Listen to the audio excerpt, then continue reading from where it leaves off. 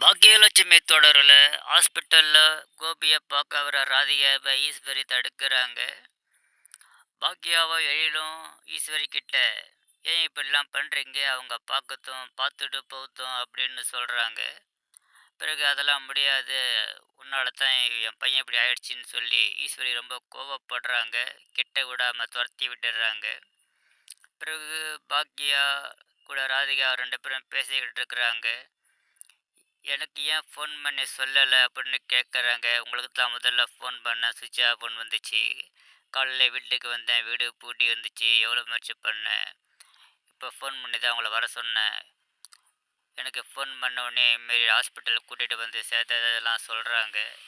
Open heart surgery பண்ணியிருக்கு, அவருக்கு heart attack வந்துடுச்சுன்ற டீட்டெயிலெலாம் Radhika கிட்ட பாக்கியா சொல்கிறாங்க. கண் கலங்கும் ராதிகாவுக்கு பாக்கியா ஆறுதல் சொல்கிறாங்க. எதுவும் கவலைப்படாதீங்க, ஒன்றும் ஆகாது அப்படின்னு ஆறுதல் சொல்கிறாங்க. ரெண்டு பேரும் உட்காந்து பேசிகிட்டு இருக்கிறாங்க. பிறகு அவங்கள கூட்டிக்கிட்டு போகிறாங்க. அங்கே ஈஸ்வரி இல்லை. இவங்க கண்ணாடி ரூம் வழியாக கோபியை பார்க்குறாங்க ராதிகா.